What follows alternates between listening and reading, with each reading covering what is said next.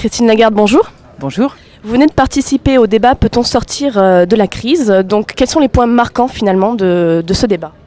J'ai toujours dit qu'on commencerait à sortir de la crise lorsque l'économie française recommencerait à créer des emplois.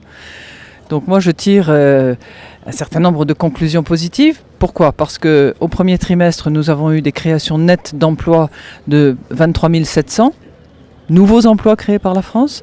Et puis, deuxièmement, parce que j'ai constaté que le chiffre des heures supplémentaires effectuées au premier trimestre 2010 est en hausse de 10%. Donc ce sont des éléments positifs qui nous donnent l'espoir qu'on est en train de commencer à sortir de la crise. Pour autant, on n'est pas sorti du bois, si j'ose dire. Il y a encore beaucoup de travail à faire.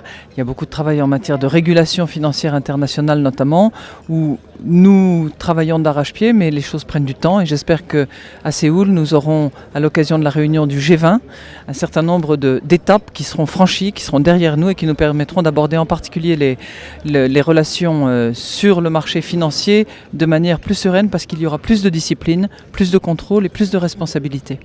Le thème de ces rencontres, donc, c'est à la recherche de la nouvelle croissance. Quelle est selon vous, donc, quelles sont les caractéristiques de cette nouvelle croissance? Cette nouvelle croissance, il faut qu'elle soit créatrice d'emplois. Moi, c'est mon objectif et mon impératif absolu. Donc, ce qui m'importe, c'est pas tellement le taux précis, c'est la création d'emplois. Parce qu'une reprise économique qui ne serait pas créatrice d'emplois ne serait pas satisfaisante. Le Cercle des économistes a une démarche un peu prospective. L'avenir, c'est aussi la jeunesse. Est-ce que vous pouvez nous donner les atouts, selon vous, de la jeunesse? Faites-nous rêver. C'est l'enthousiasme, c'est la capacité à se mettre en risque, à prendre des risques, à s'enthousiasmer. C'est aussi une vraie conscience de la responsabilité collective que nous avons vis-à-vis de la planète.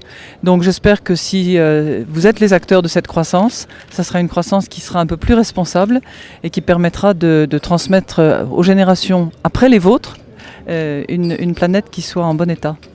Une dernière question peut-être. Vous êtes donc nouvellement élu au conseil d'administration de l'Institut d'études politiques d'Aix-en-Provence, institut dans lequel vous avez été étudiante. Vous succédez donc à monsieur Philippe Séguin. Quels sont selon vous les projets qui vous tiennent à cœur dans cet institut? D'abord la scolarité. La qualité de la scolarité. L'IEP d'Aix-en-Provence est une belle maison et il faut que chacun des étudiants qui y passe en soit fier et qu'il contribue à la rendre plus belle encore. Donc c'est une démarche de qualité, une démarche d'excellence qui doit être au cœur du projet. Christine Lagarde, merci.